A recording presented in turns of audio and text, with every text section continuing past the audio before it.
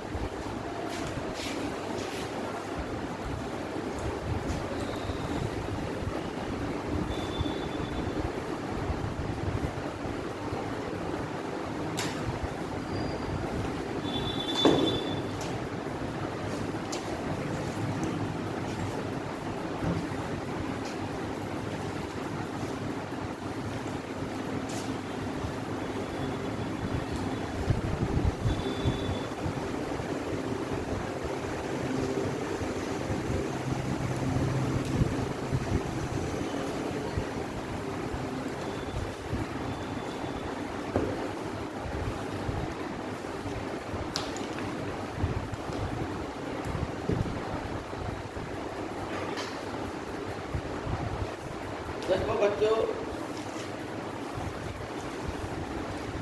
आज का जो टॉपिक है वो है सूफी बात पार्ट 2, ठीक है ना। और इसमें पहली चीज ये समझना है कि इसके लिए एक शब्द और आया है, उसका नाम है तसव्वुफ। ठीक, इसके लिए आया सूफी बाती, ठीक है ना। ये शब्द और इस शब्द में क्या है, ये शब्द जो है अंग्रेजों के द्वारा दिया गया है, ठीक है, यूरोपीय इतिहासकारों के द्वारा। जबकि तसव्वुफ शब्द किसके द्वारा दिया गया? अरबी और फारसी लेखक, ठीक है ना। यानी मुस्लिम जो लेखक हैं उन्होंने इसे क्या तसव्वुफ नाम दिया और अंग्रेजों ने इसे सूफी बात नाम दिया, ठीक है। अब भारत में सिलसिले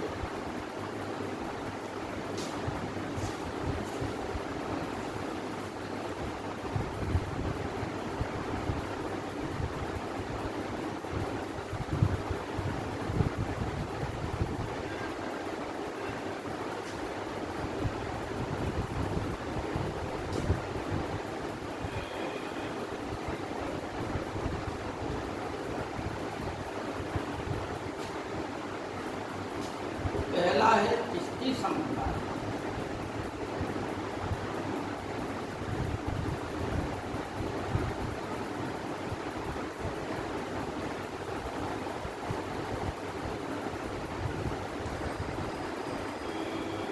भारत में इसकी स्थापना किसने की थी? मोइनुद्दीन चिश्ती ने।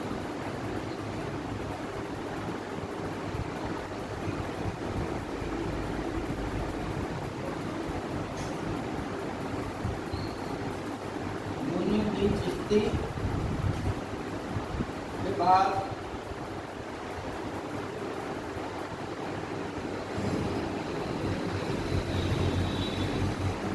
कुतुबुद्दीन बख्तियार, बाकी इनके पश्चात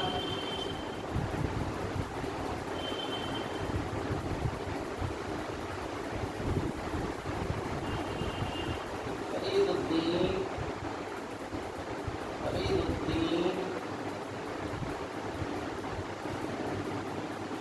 गंज के फकत, जिन्हें कहते हैं बाबा फरीद।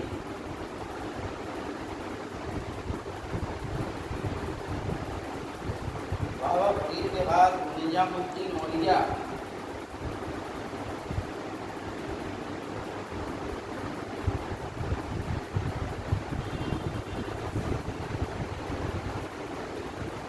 निजामुद्दीन औलिया के 3 शिष्य हुए थे, जिनमें से नासिरुद्दीन चिराग देहलवी।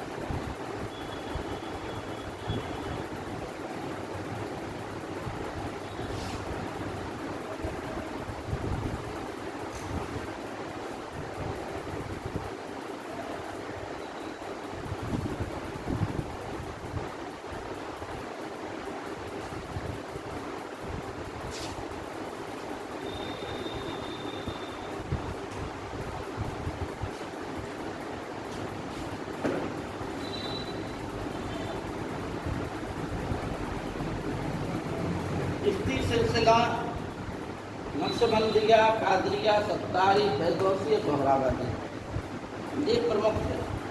ठीक है ना। इनमें से चिश्ती सिलसिला वाले, क्योंकि भारत में सर्वप्रथम चिश्ती सिलसिले की स्थापना मोइनुद्दीन चिश्ती ने की थी, जो मोहम्मद गौरी के साथ 1192 में आए थे। ठीक है। ख्वाजा हारून इनके जो है शिष्य गुरु थे और उनके आदेश से ही ये भारत की ओर आए। ठीक, आगे इनके बारे में बताया जाएगा आपको। लेकिन इस सिलसिले की विशेषताएं क्या थी? इस सिलसिले की विशेषताएं ये थी कि ये मानवीय प्रेम पर विश्वास रखते थे, धार्मिक सहिष्णुता पर बल देते थे, जाति पात हुआ ऊंच नीच छुआछूत की भावनाओं को ये दूर करने का प्रयास करते रहे, हिंदू मुसलमानों के बीच में एकता स्थापित करने का प्रयास किया, बहुत ज़्यादा उदारवादी थे, एक धन को एक सड़ी हुई वस्तु समझते थे। जितने भी ये चिश्ती संप्रदाय के संत हुए हैं, सूफी हुए, ये धन को हमेशा त्यागते रहे, धन से भागते रहे। ठीक है ना। राजकीय संरक्षण से भी ये दूर रहे सब, जबकि सुल्तानों ने बार बार उठा दिया। ठीक है ना। लेकिन इन्होंने किसी ने भी राजकीय संरक्षण स्वीकार नहीं। ठीक, इस सिलसिले के जस्ट विपरीत विचार किसके? सोहरावर्दी के। क्योंकि चिश्ती सिलसिला संगीत, नृत्य संगीत में विश्वास रखता था। समा और रुख से कहा जाता है इसे, उसमें विश्वास किया जाता था। ठीक है ना, समझ गए तुम? तो सोहरावर्दी और नक्शबंदी ये दोनों जो है, इनमें सबसे ज़्यादा कट्टर कौन था? नक्शबंदी। ठीक, और औरंगजेब के समय ये ज़्यादा फैला। ठीक है नहीं। अगर मुगल बादशाहों की बात करें, सल्तनत काल में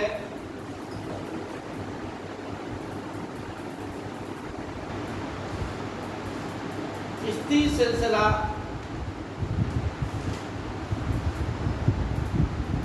महत्वपूर्ण था, चिश्ती और सत्तारी। ठीक है, जबकि नक्शबंदिया, कादरिया और सोहरावर्दी ये तीन जो है मुगल काल के प्रमुख है।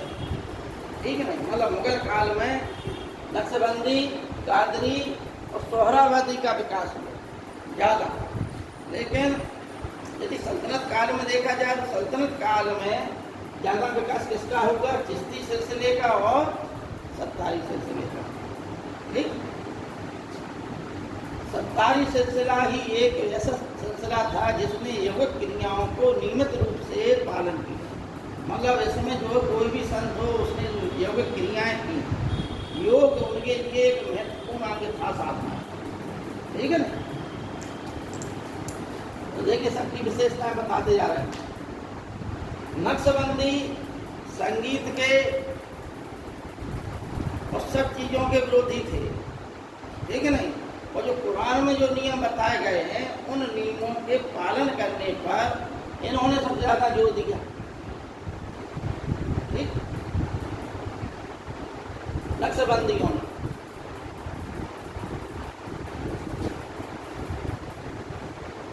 कादरी उदार थे और दारा शिकोह जो है कादरी संप्रदाय का अनुयायी था। कादरी सिलसिले को इसने जो है अपना लिया था। अकबर जो है सलीम चिश्ती को मानता था ज़्यादा। ठीक, अकबर ने 2 बार मोइनुद्दीन चिश्ती की अजमेर में स्थित दरगाह का पैदल यात्रा की। ठीक है ना। इसने अकबर ने ख्वाजा मोइनुद्दीन चिश्ती की 2 बार पैदल चलकर यात्रा की।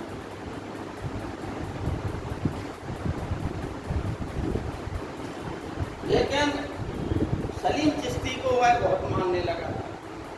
ठीक है ना, आगे बताया जाएगा।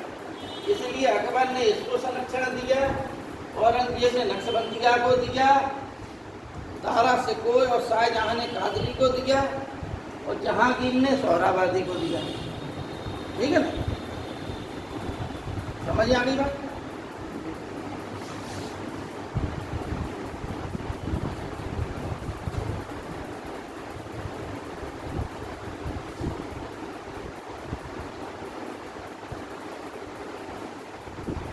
अब देखिए मोइनुद्दीन चिश्ती के बारे में बताया जाए। इनका सबका कंपेरेटिव बता दिया हमने।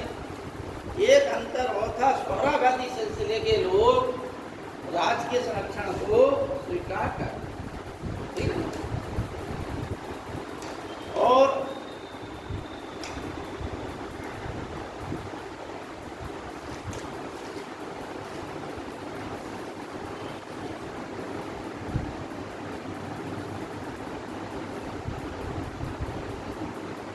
यह जो है धन को भी स्वीकार करते, क्योंकि धन को एक आध्यात्मिक उन्नति के लिए आवश्यक मानते थे। इनका एक कहना था कि धन यदि होगा तो हम जो है भूखों नहीं मरेंगे, और उस धन से हम गरीबों की भी मदद भी कर सकते हैं। इसलिए शान शौकत आदि के साथ ये लोग अपना मस्त रहते हैं। ठीक है।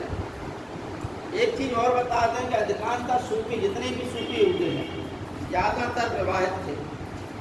ठीक, कुछ सूफी संत ही जैसे निजामुद्दीन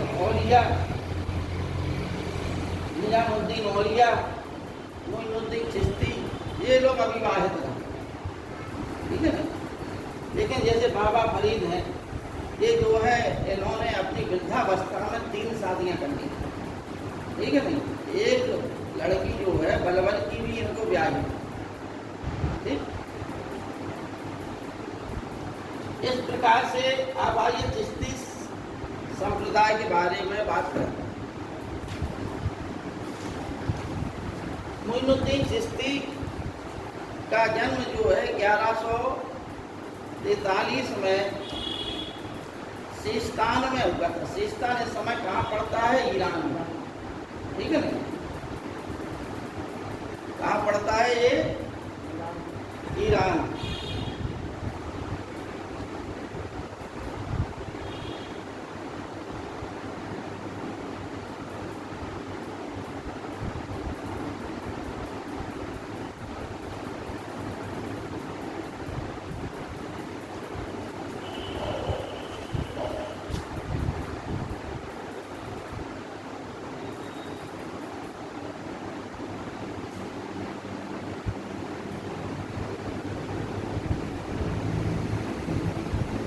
इसमें अनेकों शब्द हैं। हमने कहा था कि जो जब स्थिति ऐसी आ जाती है मारिफत के तहत, तो क्या होता है कि गुरु जो है जब ये जान जाता है कि हमारा शिष्य योग्य है, तो उसे जो है एक वस्त्र प्रदान करता है। ठीक है ना, जो सूफी लोग पहनते हैं, उस वस्त्र को क्या कहा जाता है? खिरका कहा जाता है। कल भूल रहे थे, अब ध्यान आ गया। ठीक है ना, क्या कहा जाता था? खिरका। ठीक, मल पूजा क्या है? ये सिविल सर्विसेज परीक्षा में कई बार आता है, मल पूजा।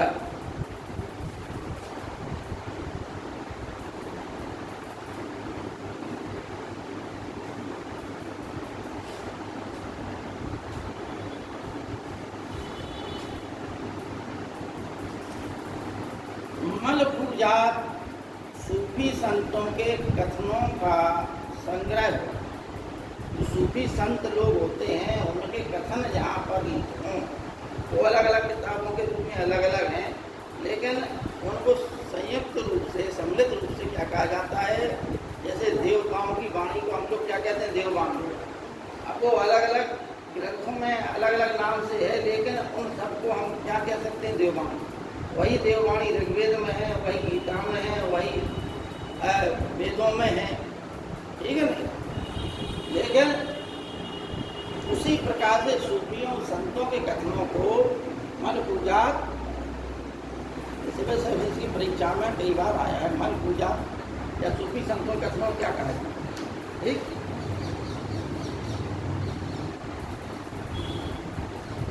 ख्वाजा हारून जो है के गुरु थे।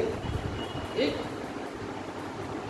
जैसा कि कल हमने बताया था कि 1143 में नूरुद्दीन चिश्ती का जन्म सीस्तान में हुआ। कहाँ हुआ था? सीस्तान। सीस्तान इस समय कहाँ पड़ता है? ईरान। ठीक,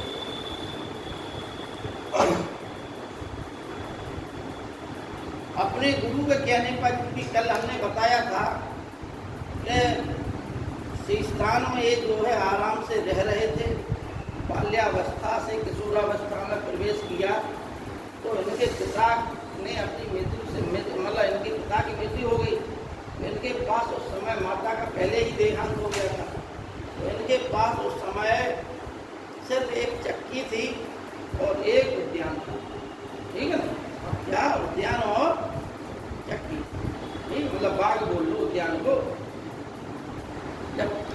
जब हुआ क्या, तो उसी समय सीस्तान पर तुर्कों ने आक्रमण कर दिया। तुर्कों की अनेक कबीले थे तुर्कों के, उन्हीं कबीलों में से 2 कबीलों ने आक्रमण कर दिया। इस वजह से इन्होंने सोचा कि समाज में बड़ा जो है रक्तपात मचा हुआ है, शांतिपूर्ण जीवन नहीं जिया जा सकता। मनुष्य के मन में इतने लोभ मोह इतना आ गए हैं, धर्म की आड़ में वो जो है तलवार लेके दूसरी गर्दनें काटता है। ठीक है, धर्म जो है हिंसा की शिक्षा नहीं देता, कोई भी धर्म, लेकिन उन्हें इन चीज़ों से बड़ी घृणा हो गई। इसलिए उन्होंने अपनी सारी संपत्ति बेच दी और जो पैसा धन मिला उन्हें, उस धन को गरीबों में दान कर दिया। ठीक है ना? और अपना फक्कड़ जीवन व्यतीत करते हुए नगर नगर शहर शहर घूमने लगे। ठीक है ना? उसी समय इनकी वो जो है वो इराक और की यात्रा के दौरान बगदाद के पास इनकी जो है मुलाकात ख्वाजा हारून से हुई। ख्वाजा हारून की इन्होंने शिष्टा ग्रहण कर ली। ख्वाजा हारून ने जो है इनसे कहा कि आप जाइए और भारत जाइए आप। ठीक है नहीं? क्योंकि आपको हमने बताया कि कोई भी एक सूफी संत है अब अपने पीर की आज्ञा का उल्लंघन नहीं करता, असली सच। ठीक है ना? ये चीज़ें देखो हमारे वेदों में भी कही गई है, हमारी संस्कृति में भी कही गई है। क्या कहा गया कि श्रद्धा बानम लपटेगा। अगर आपकी श्रद्धा गुरु में नहीं है तो आपको उस ज्ञान का लाभ नहीं है। ठीक है ना? तो ये भी बताया गया कि बिना गुरु के ज्ञान जो शैतान का ज्ञान हो जाता है। ठीक, तो अगर आपकी श्रद्धा गुरु में नहीं है, जिस शिक्षक मतलब कोई भी शिक्षक हो, चाहे आपको 10 शिक्षक पढ़ाते हैं और 10 शिक्षकों में यदि आपकी श्रद्धा नहीं है, उसके प्रति श्रद्धा भाव नहीं उमड़ रहा है, तो आपको उससे ज्ञान प्राप्त नहीं होता। इसलिए कहा गया है श्रद्धावानम लब्धे ज्ञानम। जिसके पास जो है श्रद्धा का भाव होगा, आदर का भाव होगा, सम्मान का भाव होगा, वह जो है ज्ञान को प्राप्त करेगा। ठीक है ना? इसलिए पीर और मुरीद की इस परंपरा में, सूफियों में पीर और मुरीद की परंपरा चलती है। तो पीर और मुरीद की इस परंपरा में मुरीद जो है अपने पीर के आदेशों का उल्लंघन किसी भी कीमत पर नहीं करता। ठीक है? किसी भी कीमत पर नहीं करता। एक बार सिख धर्म के गुरु नानक जी ने क्या किया, अपने शिष्यों की परीक्षा लेने के लिए कि ये तो बहुत ज़्यादा हैं, तो इनका देखें कि वास्तव में हमें चाहने वाले कितने हैं। तो उन्होंने क्या किया कि अपने पैर में आम को बांध लिया और कराहने लगे। पका हुआ आम तो बांध लिया तो कराहने लगे, भाई हमको थोड़ा हो गया है और हम बहुत पीड़ा में हैं। अब जो शिष्य जो है कि इस घोड़े की मवाद को अपने मुख से चूस के निकाल देगा, उसको बाहर फेंक देगा, ठीक है ना, तो हमारी पीड़ा कम हो जाएगी।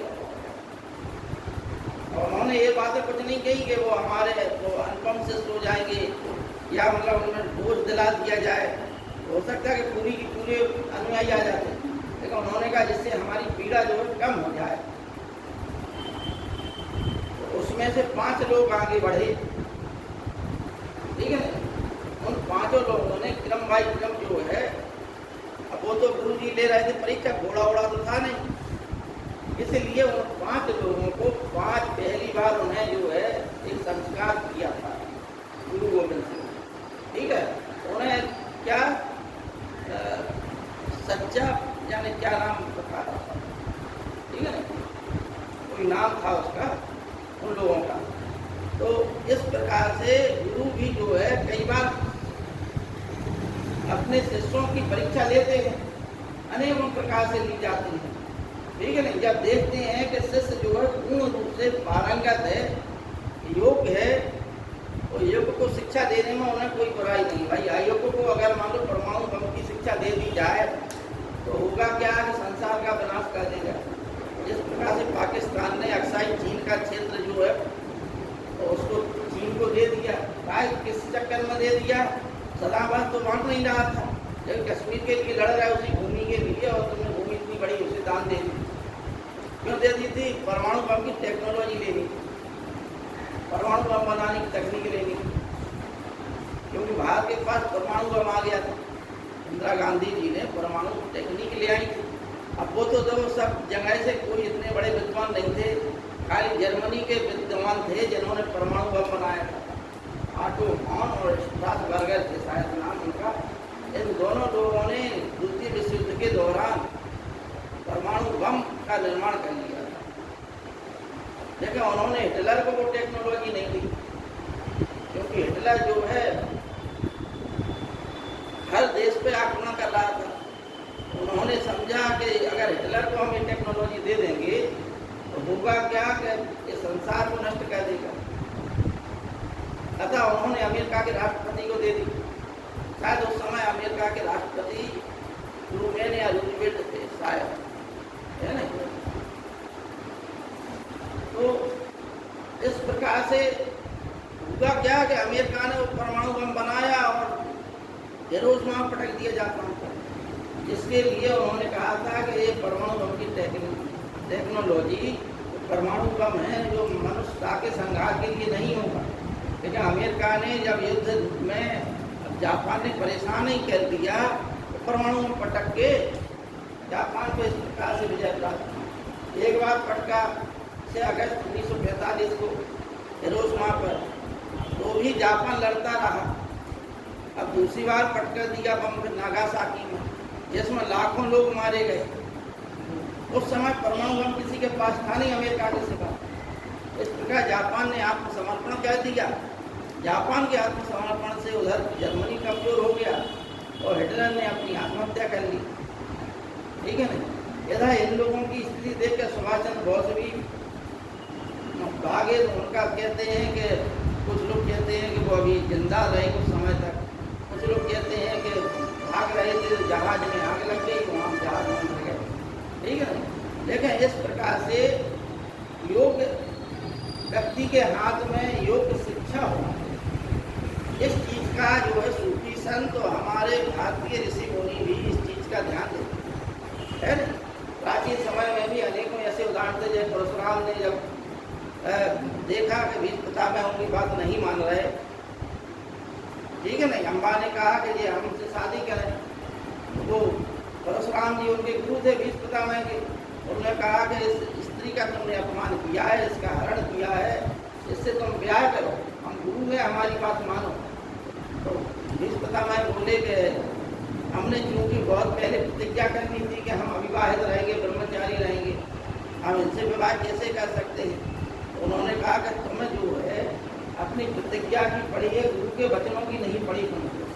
तुम गुरु की आज्ञा का उल्लंघन करना जरूरी समझ रहे हो। इसलिए उन्होंने उस समय सौगंध खा ली थी कि अब आज के बाद हम किसी क्षत्रिय को शिक्षा नहीं देंगे, क्योंकि क्षत्रिय जो है अपनी बात पर टिक जाता, इतनी होता, ठीक है ना। इसलिए कर्ण ने जब कहा कि हम ब्राह्मण पुत्र हैं तो उनको शिक्षा दे दी। हालांकि जात पात ऊंच नीच की बातों से वो परहेज कर रहे थे परशुराम जी, लेकिन उन्होंने सौगंध खा ली थी कि हम जो है अब किसी को शिक्षा शिक्षा ही नहीं देंगे सिवाय ब्राह्मणों को। द्रोणाचार्य भी परशुराम के मतलब शिष्य रहे। तो बड़े बड़े योद्धा जो है परशुराम जी ने फिर अपना एक प्रकार से शिक्षा देने लगे थे। तो बिना योग्यता के तो पात्र को ही शिक्षा दी जाती है। देखो पात्र को दे दो तो होगा क्या कि वो विध्वंस कर देगा, जैसे अष्टामा ने ब्रह्मास्त्र चला दिया। ठीक इसी प्रकार से ये सूफी संत लोग भी अपने शिक्षकों को शिक्षा देते, ठीक है ना। और ये शिष्य जो है इतने योग्य होते थे कि पूर्णतः अपने गुरु की आज्ञा का पालन करते थे, पूर्णतः। अगर उन्होंने कहा कि जाओ एक गिलास दे रहे हैं और नल लगा है सामने, जाओ तुम केन नदी से पानी भर के ले आओ, इस गिलास में हमें पीना है पानी। तो शिष्य ये नहीं कह सकता गुरु जी आश्रम यही लगा सामने नल, इसका भरना है, ठीक है ना। ये मतलब ये इसमें एक परंपरा थी कि गुरु के सामने अगर तर्क किया तुमने, उसी प्रकार से ईश्वरीय ज्ञान के समक्ष यदि तर्क किया तुमने, तो फिर ये समझिए कि आप उस ज्ञान के लायक नहीं, ठीक है ना। तमाम लोग कहते हैं कि कुछ जो है कल्पनाएं हैं कृष्ण की, राम की, ठीक है ना, आक्षेप लगाते, ठीक। तो वो दूसरा विषय हो गया। तो यहाँ पर मोइनुद्दीन चिश्ती जो है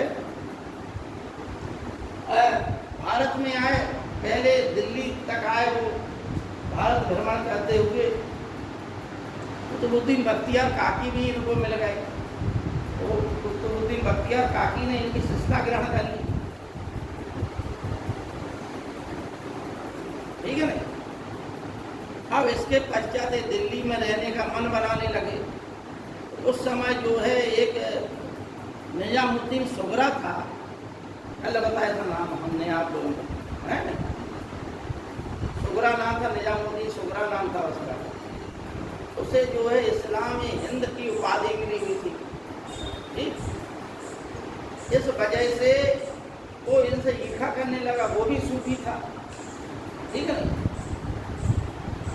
अतः जो है जब उन निजामुद्दीन मोइनुद्दीन चिश्ती जी ने देखा कि अब तो ये ईर्ष्या करने लगा है हमसे, तो यहाँ से पलायन करना ठीक है। तो क्योंकि षड्यंत्र करने लगा था, सिपाहियों को भेज देता था इन्हें प्रताड़ित करने के लिए, तो उन्होंने कहा यहाँ से निकल जाना ही ठीक है। इस प्रकार से वह जो है यहाँ से जाने लगे। जब इल्तुतमिश को जानकारी मिली तो इल्तुतमिश और दिल्ली की पूरी जनता आ गई उनको रोकने के लिए। तो मोइनुद्दीन चिश्ती जो है एक आध्यात्मिक वृत्ति के व्यक्ति थे, जिनमें उदारता थी, जो शुद्ध संत हृदय के थे, ठीक है ना। अतः ये जो है अजमेर चलेगा, अपने शिष्य को छोड़ गए दिल्ली में, ठीक, काकी को छोड़ गए थे। अजमेर में गए तो इनकी प्रसिद्धि देखकर हिंदू ब्राह्मण जो है तो भयभीत हो गए। बहुत से हिंदू भी इनके अनुयायी बनने लगे। हमने कहा कि अब तो जो है हिंदू धर्म खतरे में है, ठीक। अतः इनको जो है सामाजिक रूप से यदि इन्हें पराजित कर दिया जाए ज्ञान में, तो ये जो है अपने आप समाज में एक नया संदेश जाएगा, इनके पास आना आदि बंद हो जाएगा, ठीक है ना। भाई भारत में तो ये है कि कहीं भी कोई दो लोग झगड़ा कर रहे हो तो इकट्ठे हो जाते हैं। इस प्रकार से कहीं भी कोई भी आ जाए, किसी भी प्रकार की वेशभूषा बना के इकट्ठा होने की हम लोगों की आदत है, ठीक है। इसी प्रकार से यहाँ पर जो है अनेक लोग आने लगे इनको देखने के लिए, इनके उपदेशों सुनने के लिए। अतः ब्राह्मणों ने इनसे कहा कि हम आपसे शास्त्रार्थ करें। अजमेर इनसे शास्त्रार्थ किया गया।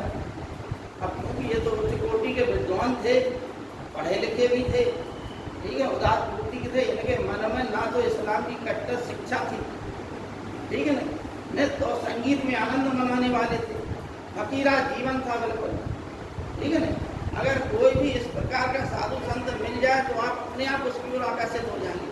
जो आप उसे 1 रुपये भी देंगे तो वो 1 रुपये लौटा देगा, क्या है हमको नहीं चाहिए, ठीक है ना। तो वहाँ आपका हृदय अपने आप जुड़ जाएगा कि हाँ ये है असली संत, ठीक भाई, है ना, पैसे की क्या जरूरत है,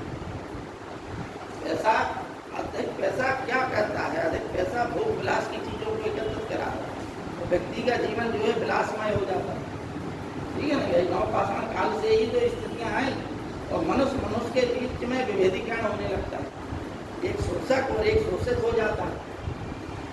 अतः यहाँ पर मोइनुद्दीन चिश्ती ने उनको हरा दिया ब्राह्मणों को, इससे इनकी और ख्याति बढ़ गई, तो अनेक ब्राह्मण भी इनके अनुयायी हो गए थे।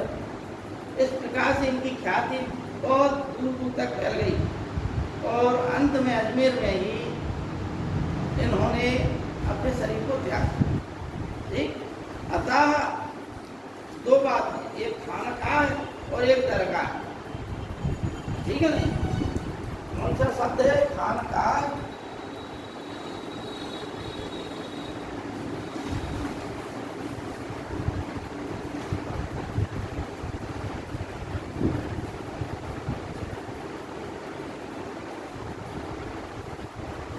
खानकाह मतलब जहाँ सूफी संत लोग रहते हैं उसे हम क्या कहते हैं? खानकाह। और दरगाह उसे कहते हैं जहाँ सूफी संत की कब्र हो, उसके ऊपर एक जो है इमारत बना दी जाती है, कोई भी ढांचा बना दिया जाता है, उसके दर्शन के लिए तीर्थयात्री लोग आने लगते हैं, दर्शनार्थी आने लगते हैं। इसको क्या बोलते हैं? दरगाह। तो मोइनुद्दीन चिश्ती की दरगाह कहाँ पर है? अजमेर। ठीक है ना।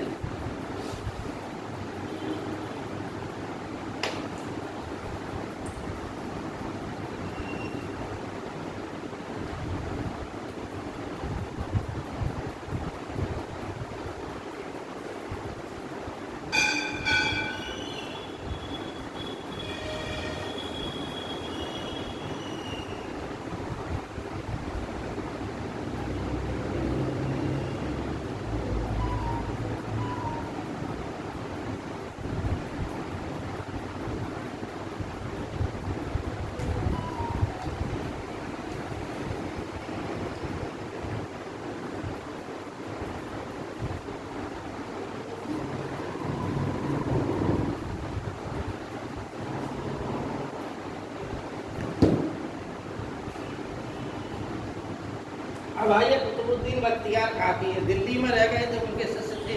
ठीक है नहीं, एक शिष्य और थे इनके, वो थे क्या नाम के? हमीदुद्दीन नागौरी। ये नागौर में चले गए थे, राजस्थान। ठीक है नहीं, और नागौर में इन्होंने चिश्ती संप्रदाय की बातों को, शिक्षाओं को फैलाया। अब कुतुबुद्दीन बख्तियार काकी, इनका जन्म जो है फरगना में हुआ था। कहाँ हुआ था? फरगना। फरगना नाम सुना है? नहीं सुना? सुना है? किस संदर्भ में सुना? हाँ, वेरी गुड।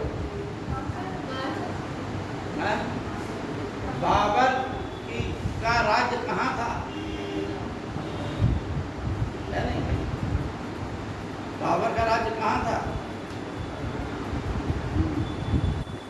14 फरवरी 1483 बाबर का जन्म फरगना में हुआ था। ठीक, फरगना राज्य था और अर्जुमंद जो है उसकी फरगना राज्य की राजधानी। ठीक, ये लेकिन बाबर की बात है बहुत पीछे। आज के समय में जो है फरगना किस देश में है ये भी हमने बताया था। आप लोग ऑनलाइन अगर क्लासेस ले लेते तो सब बातें पढ़ा चुके थे आप।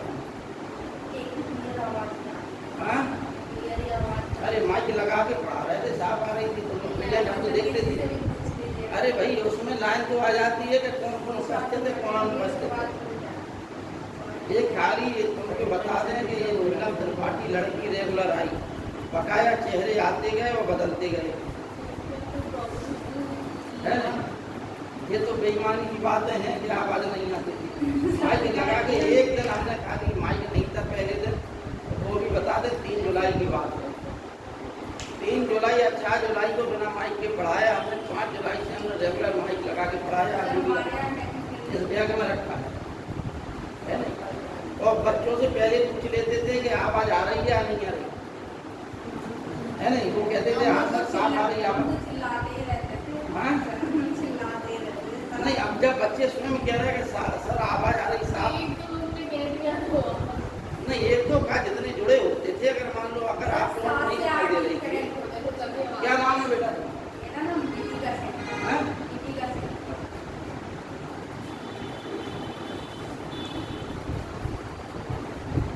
तो दिल्ली में तुमने अभी कितना जमा कर दिया था? सर मैंने लास्ट ईयर लास्ट ईयर। कितने साल का कोर्स है वो? मैंने फाउंडेशन से किया था तो मेरा 1 साल नहीं, एक डेढ़ साल का होगा। पूरा जमा कर दिया, अब ऑनलाइन पढ़ा रहे हैं तो वहीं पे। हाँ? पहले ऑफलाइन चलते थे हाँ। तो अब देखिए भाई, इन्होंने 1,80,000 रुपए दिया, सरकार मुफ्त में जो है पढ़ा रही है। ठीक? अब जो यहाँ पढ़ाया जा रहा दिल्ली में, ये जरूर है कुछ टेक्निकल चीज़ें वो बता दें, कैसे IAS बना जाए, कैसे लिखा, ठीक है ना? अब क्योंकि वो रुपए भी तो ले रहे हैं 1,80,000, ठीक है ना? ठीक, ये बात है। लेकिन अच्छा शिक्षक कौन बताया गया? अच्छा शिक्षक वह है जो विद्यार्थी से पैसा सब लेते, लेकिन अच्छा शिक्षक कौन है? जो विद्यार्थी कल्याण के लिए भी उसका लिए कार्य करे, वो अच्छा शिक्षक, ठीक है ना? भाई बच्चों को प्रॉब्लम है, कुछ भी है, ठीक है ना, तो उस समस्या को वो सुलझाए। आइए अब कुतुबुद्दीन बख्तियार काकी पर। कुतुबुद्दीन बख्तियार काकी ने जो है सादगीपूर्ण जीवन व्यतीत किया। इनके लिए जो है प्रसिद्धि इतनी थी कि अनेकों बार इन्हें जो है एक उपाधि थी, क्या नाम अभी उस सोहरा को कौन सी उपाधि बताई थी? हाँ? इस्लामी हिंद है नहीं। हाँ, यह उपाधि जो है कुतुबुद्दीन बख्तियार काकी को तुम्हें देना चाहता था, लेकिन इन्होंने उस पदवी को नहीं स्वीकार किया, ठीक है ना, उस उपाधि को। अतः क्योंकि इनके गुरुओं का, पीरों का कहना था कि आप राजकीय संरक्षण, राजकीय सम्मान आदि से दूर रहेंगे, राजाओं से, सुल्तानों से मिलना जुलना, राजकीय अधिकारियों से मिलना जुलना आप ज़्यादा नहीं रखेंगे, ठीक है ना। अतः इस प्रकार से इनके नाम पर कुतुबुद्दीन ऐबक ने एक अजान के लिए एक इमारत बनवाई, ठीक, और इन्हीं के नाम पर, इन्हीं के द्वारा उद्घाटन कराया गया उसका, तो इन्हीं के नाम पर उस इमारत का नाम कुतुब मीनार पड़ा, ठीक है ना। अब इनके जो शिष्य हुए वो हुए फरीदुद्दीन गंज सकल। इनका जन्म जो है मुल्तान में माना जाता है, ठीक, कहाँ माना जाता है? मुल्तान में। लेकिन इन्होंने अपना जो है अयोधन में खानकाह बनाया, ठीक। यह जो है धन को एक, अगर धन के संबंध में किसी ने बहुत ज़्यादा घृणा की तो वो बाबा फरीद थे। इन्हें बाबा फरीद कहते हैं। ये उच्च कोटि के कवि थे, उच्च कोटि के गायक, ठीक। अतः इनकी जो है कविताएं आदि गुरु ग्रंथ साहब में भी संकलित है, जैसे कबीरदास जी की, रैदास जी की, उसी प्रकार से बाबा फरीद की भी कविताएं किसमें संकलित हैं? आदि गुरु ग्रंथ साहब, ठीक है।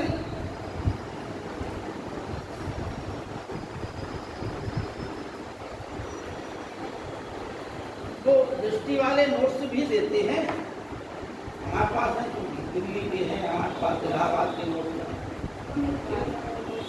और उस कागज में लिखा रहता है, दृष्टि लिखा रहता है और प्रिंट रहता है, ठीक है ना। इतिहास के भी नोट्स हैं हमारे पास, है सोचें क्या, हम इलाहाबाद रहे तो सब लोग जुड़े रहते थे, है ना। कम से कम हमारे पास 50-60 किताबें इतिहास की, और जैसे राजपूतों का इतिहास पहले स्टार्ट नहीं लगा, ऐसी ऐसी दुर्लभ किताबें हैं कि जो आपको आसानी से मिलेंगी। खजुराहो पे इतनी मोटी किताब रखी, ऐसी बड़ी दुर्लभ किताब है। अब होता क्या कि आँखें जो है एक समय बाद गवाह दे देंगे, काम नहीं करते, शरीर काम नहीं करता। शरीर ही जो है तो शरीर माध्यम खलु धर्म का, शरीर ही सभी साधनों का माध्यम होता है। शरीर जो है गवाही दे देता है। आप जो है 8-8, 10-10 घंटे एक समय था जब व्यक्ति पढ़ लेता था। आप लोगों की उम्र है कभी पढ़ने की, लेकिन बाद में होता क्या कि ये आँखें आप 2-3 घंटे अगर रेगुलर पढ़ लोगे तो आँखों में तनाव आ जाए, ठीक है ना। अभी नई आँखें हैं आप लोगों की, इसलिए आपको पढ़िए जम इतना पढ़ जाए, ठीक है ना। अधिकतम जो है अगर IAS बनना है विशुद्ध रूप से तो कम से कम 10 घंटा 11 घंटा आप पढ़ें, ठीक है ना। इससे कम में यदि आप ये सोचेंगे विषय वस्तु बहुत ज़्यादा है। और दूसरी बात है कि अगर वास्तव में IAS बनना है, सिविल सर्विसेज बनना है, बिल्कुल मूल मंत्र बता रहा है आपको, यदि वास्तव में बनना है मन में डिसाइड कर लो, ठीक है ना। ये कांट ने दर्शन दिया था, वो था संकल्प का, ठीक। ये ऋषि मुनि जो लोग होते हैं, बड़े बड़े संत लोग होते हैं, उनकी संकल्प शक्ति मजबूत होती है, ठीक है ना। ये महात्मा गांधी थे, उनकी संकल्प शक्ति मजबूत थी, ठीक है ना। तो ये गुण जो है कम लोगों में होता है, लेकिन गुण सब में होता है। तो संकल्प आप लें कि हाँ हमें यही बनना है, एक बात। दूसरी बात है दूसरे व्यक्ति से ईर्ष्या करना छोड़ दें, क्योंकि आप जब ग्रुप बनाएंगे तो कोई ज़्यादा तेज होगा, कोई कम होगा, ठीक है ना। तो वहाँ पर आपको उन्मुक्त रूप से अपने विचार रखना है और दूसरे के विचारों को भी उन्मुक्त रूप से स्वीकार करना है, ठीक है ना। बिना ग्रुप डिस्कशन के आप लोग अपने विषय में पारंगत नहीं हो पाएंगे, कितने भी बड़े विद्वान क्यों ना बने। एकदम यथार्थ सच्चाई बता, ठीक है ना भाई। ये देखो ये बांदा शहर है, ज़्यादा हम आधुनिक नहीं है, दिल्ली जैसा शहर है नहीं, तो लड़कियाँ अपना ग्रुप बना लें, लड़के अपना ग्रुप बना लें, ठीक है। कहीं एक जगह किसी के यहाँ अपने चले गए या कहीं बाग बगीचे में बैठ कर, हैं, जैसे लड़कियाँ हैं एक दूसरे घर में जाके अपना ग्रुप डिस्कशन कर लिया 1-8 घंटे के लिए शाम के समय अपना। उसी प्रकार लड़के भी जो है कहीं भी अपना बना रहे स्थान, है। लड़कों के लिए तो ये है कि बाहर भी निकल जा भाई, कहीं बैठे हैं वृक्ष की छाया में, वन में, वहीं पर डिस्कशन हो रहा है, अपनी बैग लिया, 2-4 किताबें रख ली, टॉपिक डिसाइड कर लिया, रात को पढ़ा, सुबह रिवीजन किया, काम, ठीक है ना। कुछ आप एक व्यक्ति बताएगा, दूसरा व्यक्ति सोचेगा इसमें ये चीज़ें और जुड़ जाए, एक वैचारिक हो जाएगा, एक तथ्यात्मक हो जाएगा। फिर अगले दिन फिर दूसरा टॉपिक चुनिए, फिर जो है 6वें दिन 5 दिन आप लोग एक कीजिए, 6वें दिन उस टॉपिक पर जो है आप लोग 5 दिन क्या पढ़ा, उस पर 5 दिन का रिवीजन कर जाइए, ठीक है ना। 5 दिन का रिवीजन कर जाइए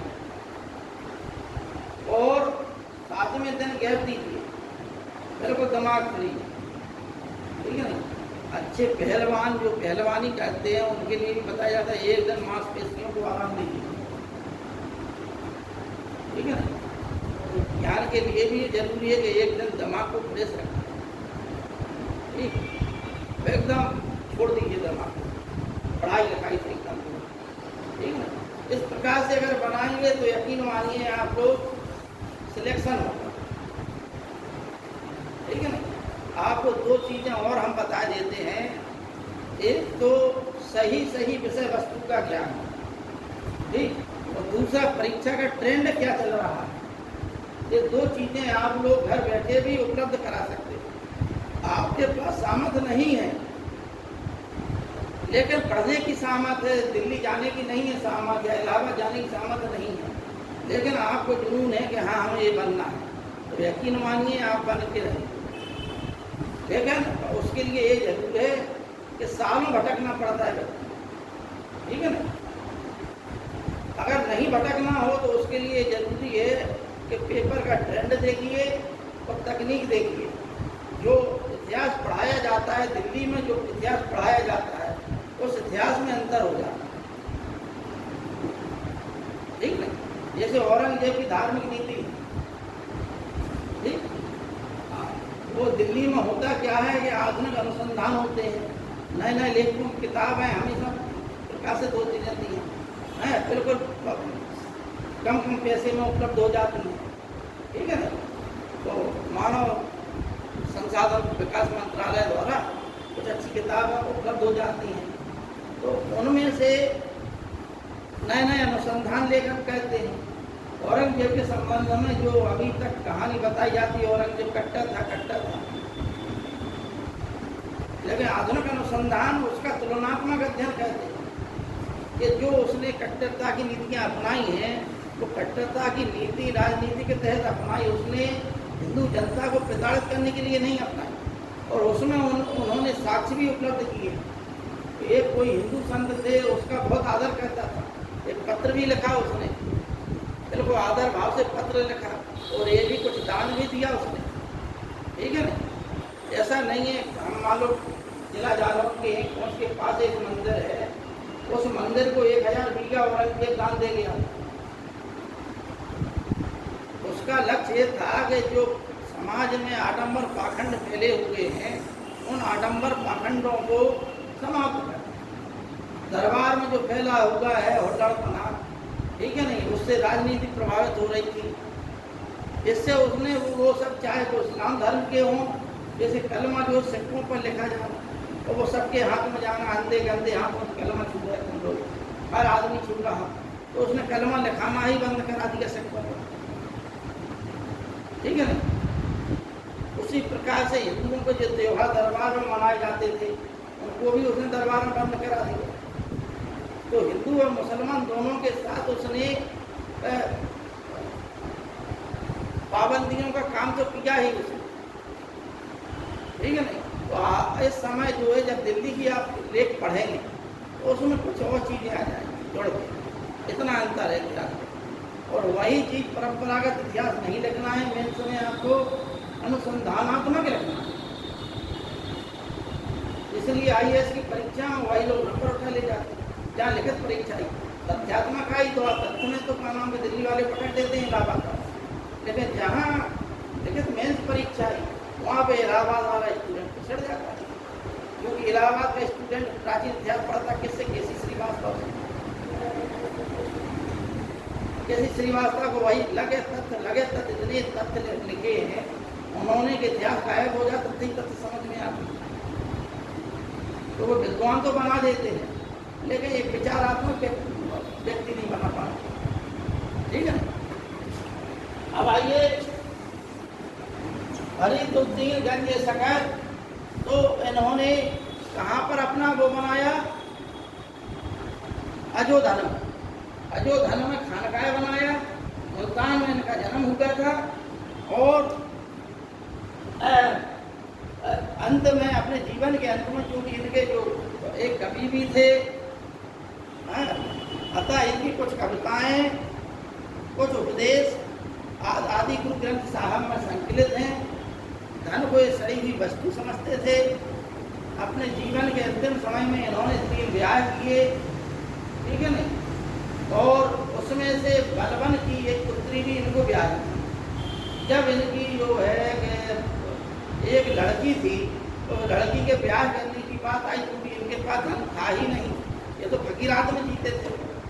तो जब इनकी बात आई ब्याह की कि बिटिया का ब्याह करना है, तो बलवन ने कहा, बलवन उस समय सुल्तान हो गया था, बलवन ने कहा कि हम जो है आपकी मदद किए देते हैं, लेकिन इन्होंने कहा कि नहीं, हम वो मदद नहीं लेंगे राज की, तुम सुल्तान हो, हमें नहीं चाहिए तुम्हारी। तो इन्होंने वो मदद भी त्याग दी थी। फिर लोग बाबू ने, इनके शिष्यों ने ही और जनता ने चंदा करके इनकी बिटिया का ब्याह करा दिया, ठीक है। इस प्रकार से बाबा फरीद ने जो संदेश दिया कि हमेशा संदेश दिया और उसको जीवन में अपनाया, इसलिए इनके प्रिय शिष्य हुए निजामुद्दीन औलिया। निजामुद्दीन औलिया का जन्म जो है बदायूं में हुआ था। ठीक, निजामुद्दीन औलिया को महबूब इलाही, सिद्ध योगी आदि के नाम से जाना जाता है। ठीक, करीब करीब 90-95 वर्ष तक ये जिंदा रहे, इसलिए निजामुद्दीन औलिया को महबूब इलाही और सिद्ध योगी कहा जाता है।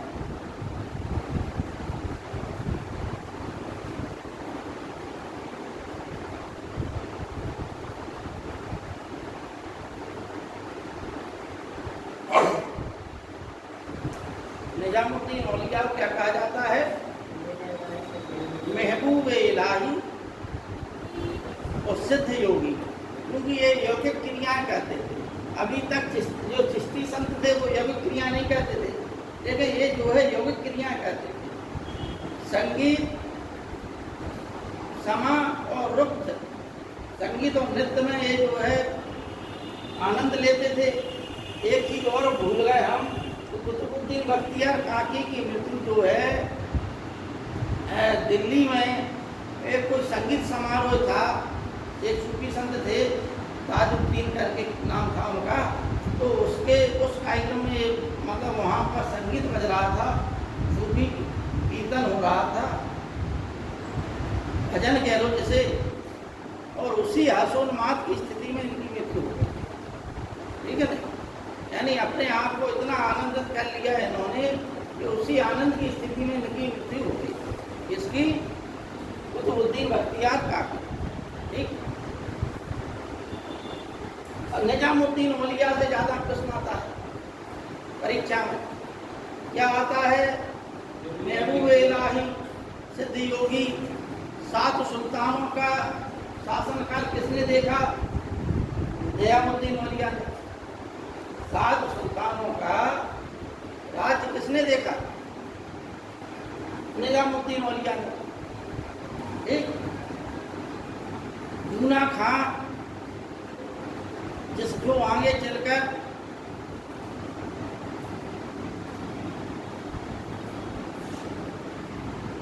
मोहम्मद बिन तुगलक के नाम से गद्दी पर बैठा, वो इनका शिष्य था।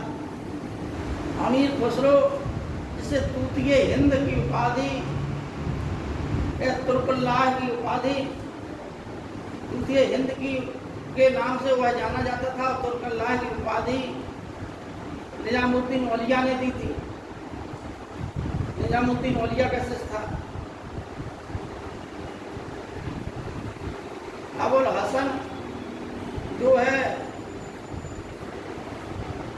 जो गजल गायक का एक प्रसिद्ध व्यक्ति था, ठीक है ना, वो भी इनका शिष्य था। अब इनके बारे में कुछ और चीजें जान लें आप लोग, निजामुद्दीन औलिया के बारे में।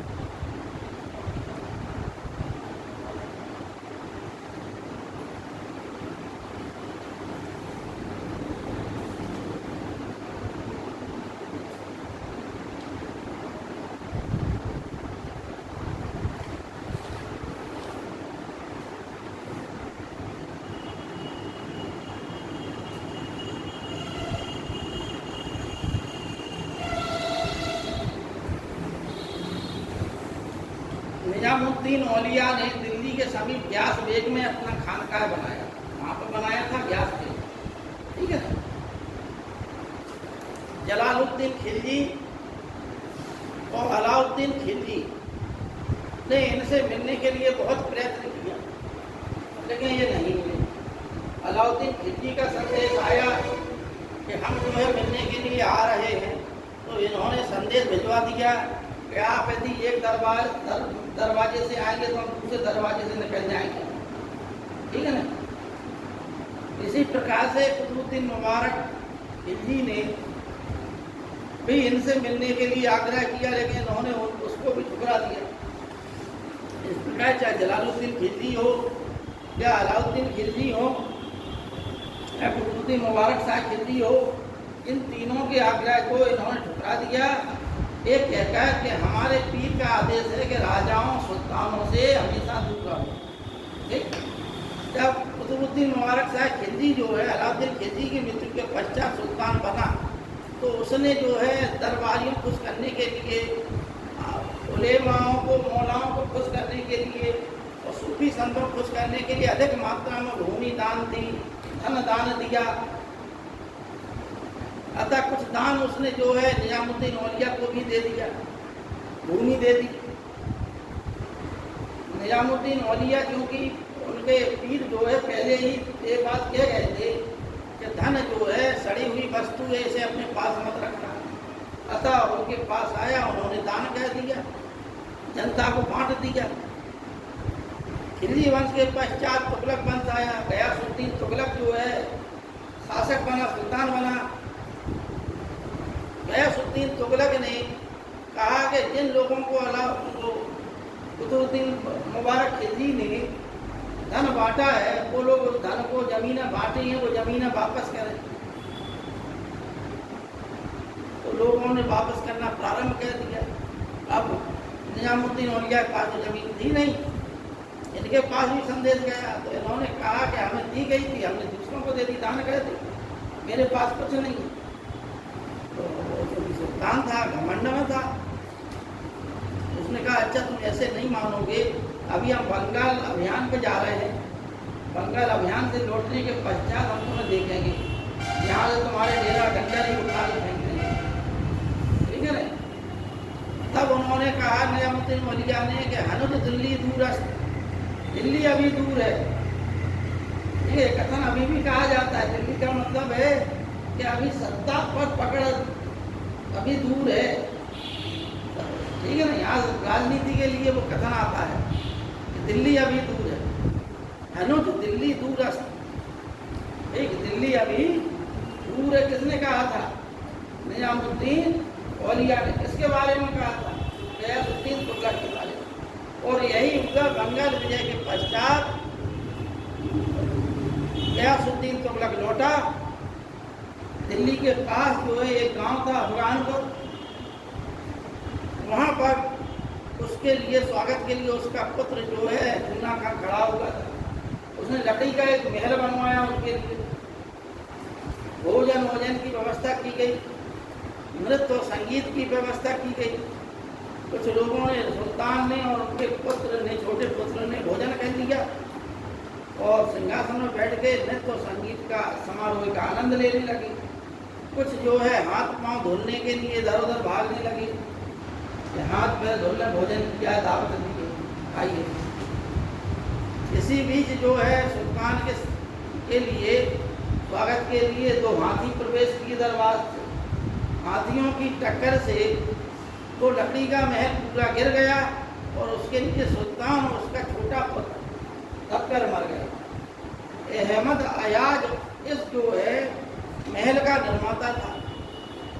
लकड़ी का जो महल बनवाया गया था उसका निर्माता कौन था? अहमद अयाज। ये परीक्षा में आता है कभी कभार, जिसे अफगानपुर कांड कहा जाता है इतिहास।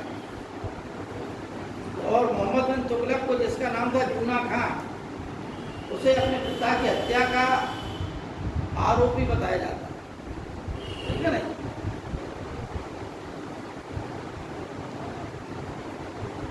इस प्रकार से 1325 में अपने मरने से पहले, 1325 में अपने मरने से पहले निजामुद्दीन औलिया ने अपने शिष्यों को उपदेश दिया कि देखो, हमें अपनी कब्र पर इसी प्रकार का स्मारक नहीं चाहिए। हमें जो है खुले आसमान के नीचे दफना दिया जाए, हमें स्मारक कुछ नहीं चाहिए अपनी कब्र पर। फिर भी उनकी प्रसिद्धि इतनी थी कि लोग बागों ने, सुल्तानों ने इनकी जो है कब्र पर स्मारक बना दी। आज वो दिल्ली में है, ठीक है।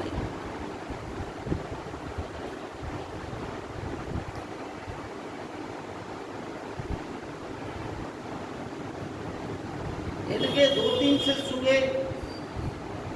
एक शिष्य का नाम था येसुदराज, नासिरुद्दीन गेसुदराज, उनकी उपाधि थी बंदा नवाज, ठीक है नहीं। और उनको आईना-ए हिंद की उपाधि निजामुद्दीन औलिया ने दी थी।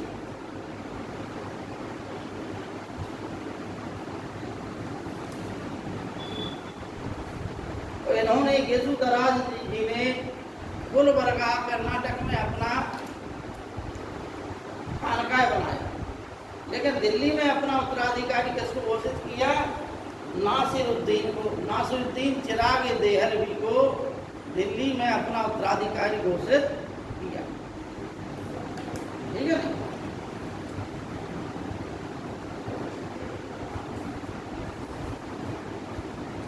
उत्तर भारत के अंतिम प्रसिद्ध संत जो है सूफी संत, चिश्ती संत, वो थे नासिरुद्दीन चिराग देहलवी।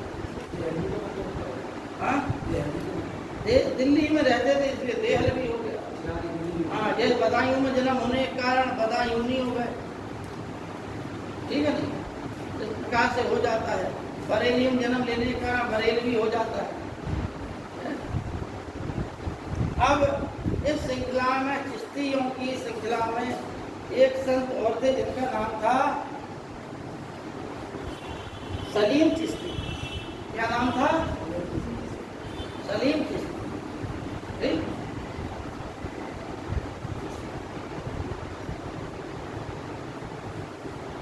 इन्हें जो है आईना-ए हिंद भी कहा जाता था, सलीम चिश्ती।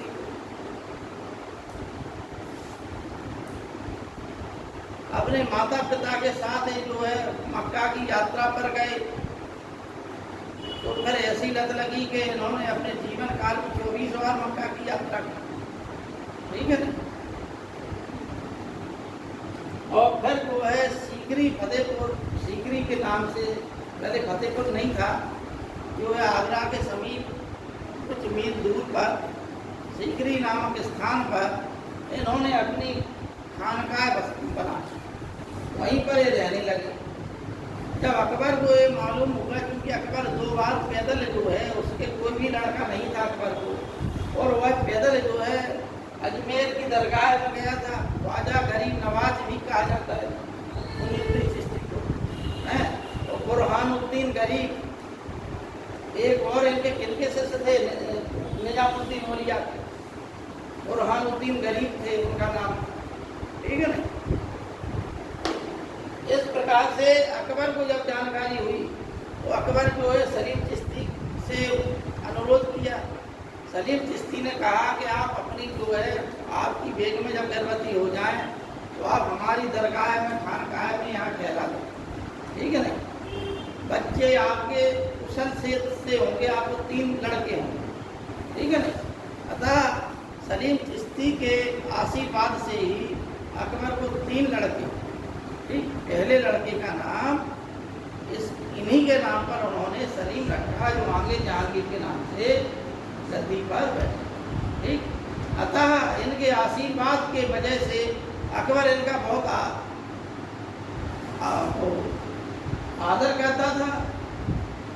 इसीलिए जब इनकी मृत्यु हो गई तो इनकी दरगाह बनाई गई सीकरी में ही, और उसको लाल पत्थर से बढ़िया दरगाह बनाई गई।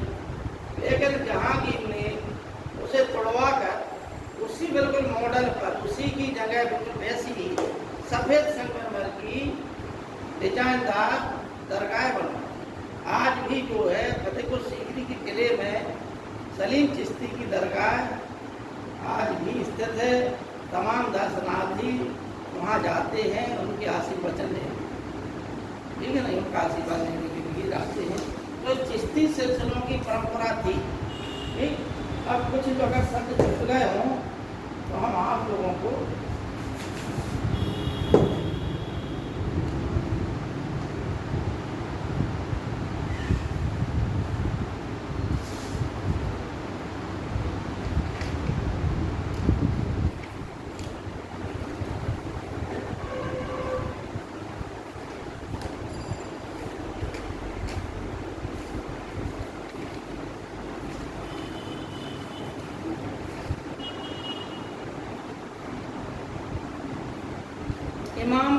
इमाम क्या होता है जानते हैं आप?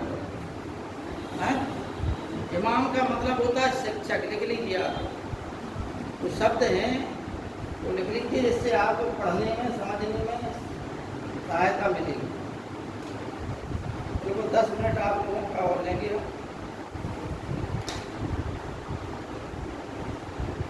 सालिक का मतलब होता है साधक। सालिक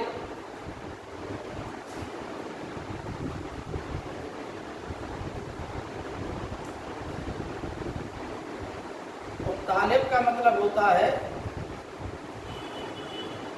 विद्यार्थी। ये सब किसके लिए शब्द हैं? जो सूफिज्म के चरण में, उसे हम क्या बोलते हैं? सालिक और तालिब।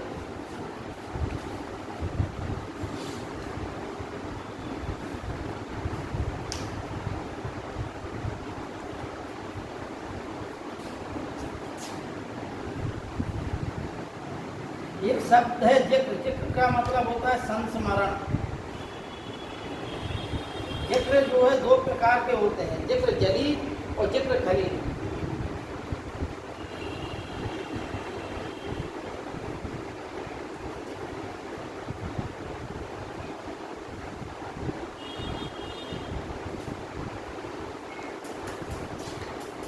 इसमें क्या कहता है विद्यार्थी?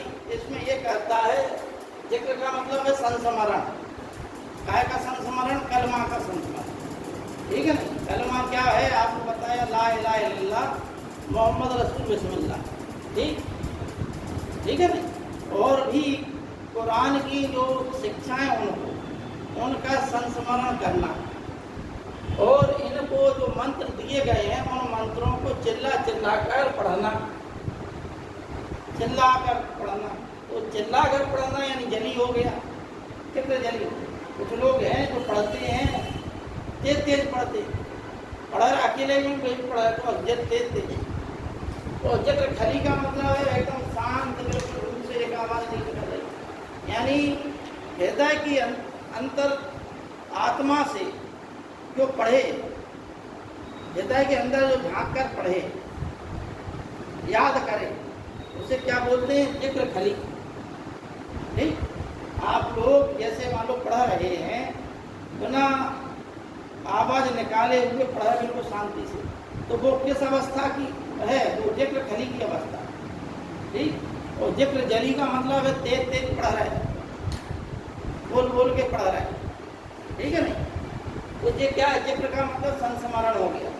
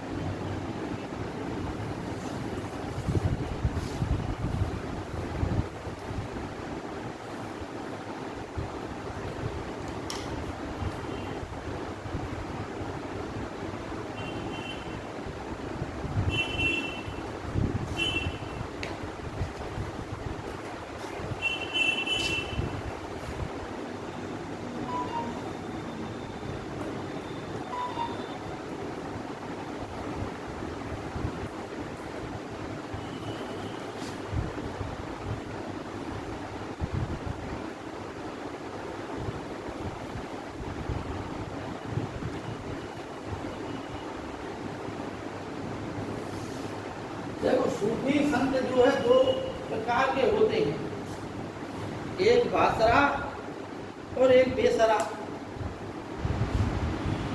ठीक है ना? बासरा वे संत हैं जो शरीयत को मानकर, इस्लामी कानूनों को मानकर, ठीक है नहीं, भाई शरीयत का मतलब है इस्लामिक कानूनों विधि विधानों को मानकर चलने वाले। तो उन्हें जो है, जो इस्लामिक कानूनों को मानकर चलते हैं, ईश्वर की आराधना कर रहे हैं, उससे हम क्या बोलते हैं? बासरा। तो बेसरा कौन हो गए? जो इस्लामिक कानूनों को, शरीयतों को ना माने, ठीक है नहीं। जैसे चिश्ती संप्रदाय के संत हैं, ये शरीयत अरियत को नहीं मानते थे, ठीक है नहीं। ये संगीत है, नक्शबंदी शरीयत के हिसाब से चलते थे। नक्शबंदी कौन हो गए? बासरा। और चिश्ती कौन हो गए? बेसरा।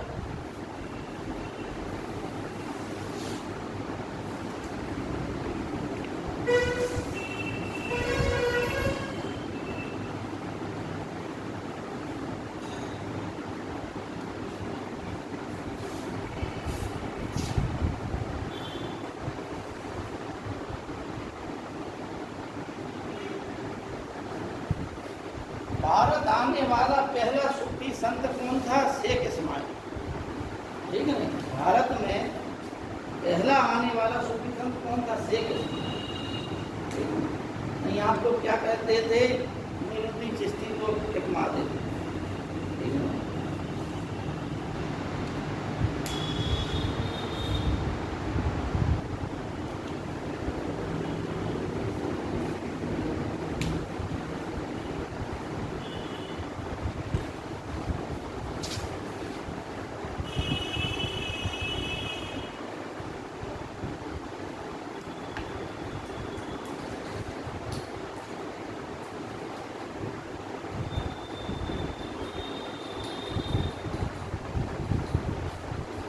एक और आप नाम नोट कर लें, चेरामन पेरूमल, ये मालाबार का राजा था, ठीक है ना। कहाँ का राजा था? मालाबार का।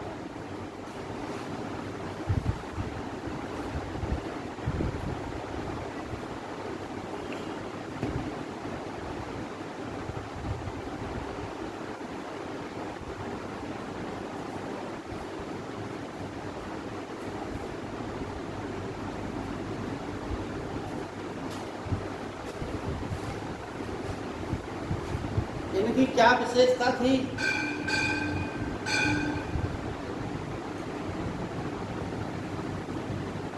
आपको बताया कि इस्लाम का राजनीतिक प्रवेश भारत में नहीं हुआ था। इस्लाम धर्म की स्थापना हो गई। उस स्थापना के पहले भी अरब के लोग जो है भारत आते थे व्यापार करने के लिए, ठीक है नहीं। अतः जब इस्लाम धर्म की स्थापना हो गई तो अरबियों ने, पूरे अरब प्रदेश ने इस्लाम धर्म स्वीकार कर लिया। अब वो अपने इस्लामिक धर्म स्वीकार करने के पश्चात जिन जिन देशों में गए वहाँ पर अपना पूजा पाठ सिद्धांत करते थे, 5 वक्त की नमाज अदा करते थे। तो ये मालाबार का राजा था। मालाबार तट जानते कहाँ? केरल में पड़ता है, ठीक है नहीं। तो इस राजा ने देखा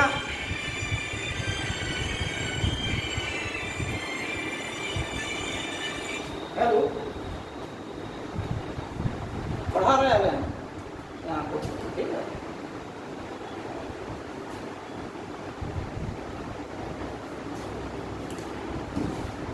तो इसने इस पद्धति को देखा, उसे लगा कि ये तो ठीक है, ठीक है नहीं।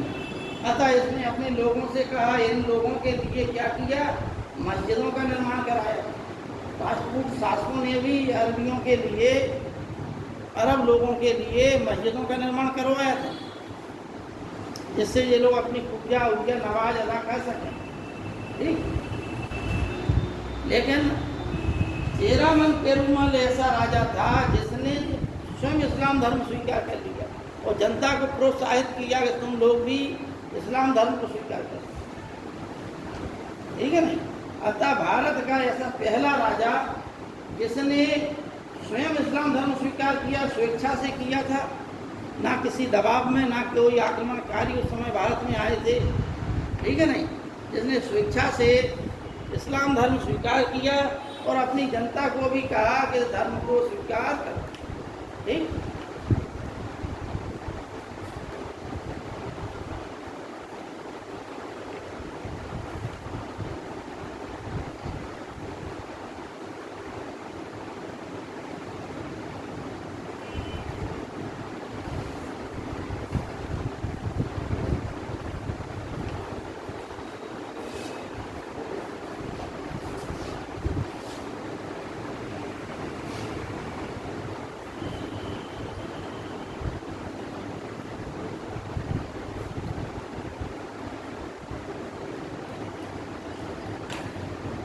दलेल और आरफीन। हमने कहा था ये सूफी संतों के कथनों को क्या कहा जाता है? मलफूजा, ठीक है नहीं।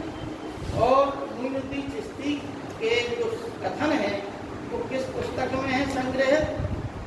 दलेल और आरफीन, ठीक है नहीं। 4 किताबें हैं, वो हम लिखा देते हैं आपको, जिसमें संतों की कथन है।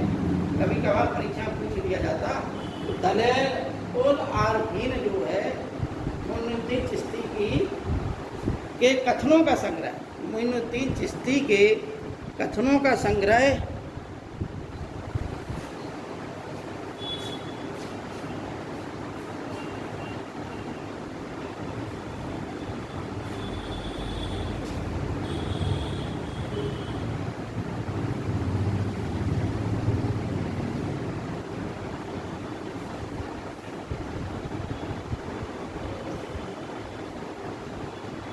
हमारी 10 सालिकीन,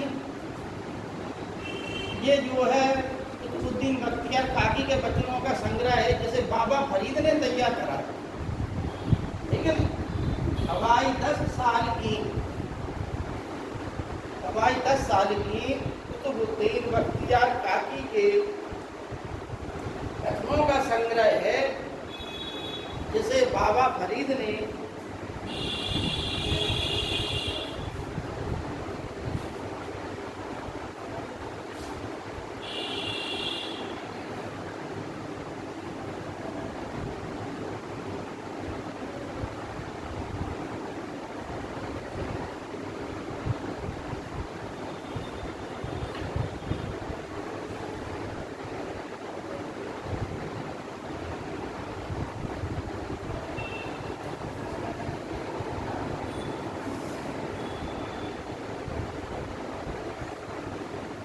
हवाई 10 सालिकीन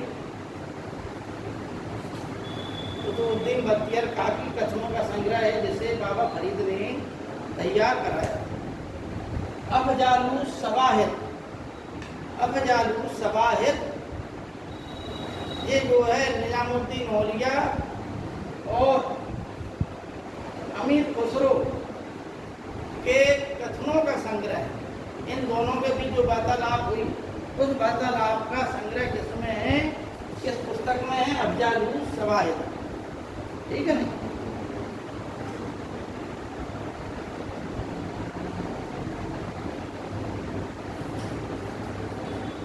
अमीर खुसरो और अमीर हसन यूना खां, ये 3 शिष्य थे। अमीर खुसरो और अमीर हसन प्रसिद्ध शिष्य था इनका, निजामुद्दीन औलिया का। जब निजामुद्दीन औलिया की मृत्यु हुई है, अपने पीर से इतना प्रेम करता था। तो देखिए भारत में जो है सितार का आविष्कार, तबले का आविष्कार इसको माना जाता है अमीर खुसरो, ठीक है नहीं। भारत में जो पहेलियां पूछी जाती हैं, है नहीं, वो पहेलियों का प्रचलन किसने किया? अमीर खुसरो।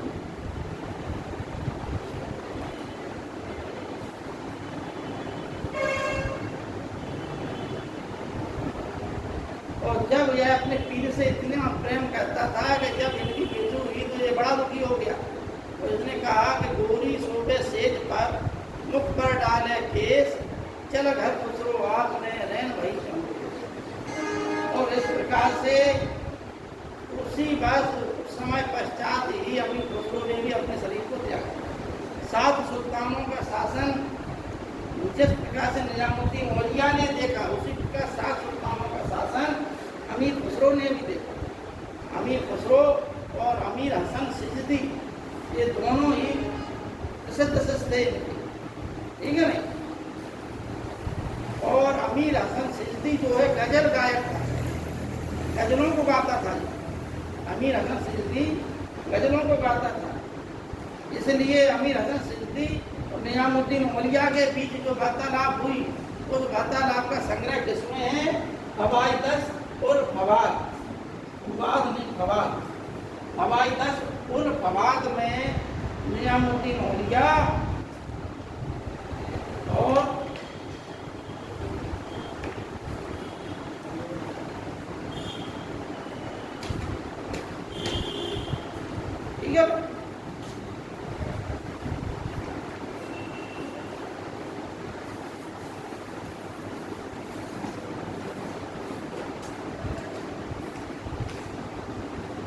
अब देखो इसमें आप लोग कहेंगे कि सर ने हमें और चीज़ें नहीं बताई, ठीक है ना। शनिवार को अगर क्लास लगेगी तो वो चीज़ें हम आप लोगों को पढ़ा देंगे। क्या रह गया शेष? अभी ये रह गया कुछ महत्वपूर्ण है, जैसे मोहम्मद गौस का मकबरा कहाँ है? मोहम्मद गौस कौन थे? मोहम्मद गौस तानसेन के गुरु थे। हरिदास और मोहम्मद गौस तानसेन के गुरु माने जाते हैं, जिनका ग्वालियर में मकबरा है, ठीक है ना। उसी प्रकार से इनमें इलाही मोहम्मदी की उपाधि धारण करने वाले एक थे, एक जहानिया जहांगस्त की उपाधि धारण करने वाले थे, हैं। एक मीर दाद थे, एक मियाँ मीर थे। मियाँ मीर ने ही स्वर्ण मंदिर की नींव रखी थी। मियाँ मीर का शिष्य कौन था? दारा से। इस प्रकार के अनेकों और भी प्रश्न हैं जो अभी परीक्षा में इनसे संबंधित आ जाते हैं, ठीक है। एक अब्दुल कुद्दूस गंगोही थे, जिन्होंने अलग की उपाधि धारण की थी। सिविल सर्विस परीक्षा में आ चुका अब्दुल कुद्दूस गंगोही ने कौन सी उपाधि धारण की थी? अलग, ठीक है ना। तो नहीं बोलते कुछ लोग अलग नहीं जाते, ठीक। तो कहने वाले सूफी संतों में एक ये थे, ठीक है। उसी प्रकार राबिया एक सूफी महिला थी, ठीक।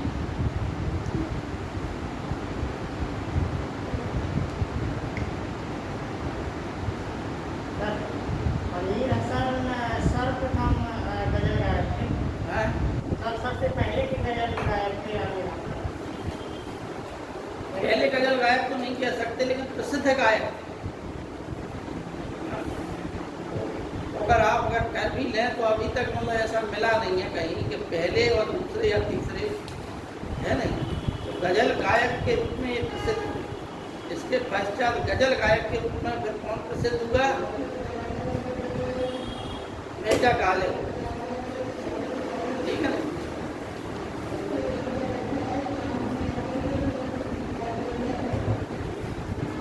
ठीक है बच्चों, आज इतना ही रहने दें।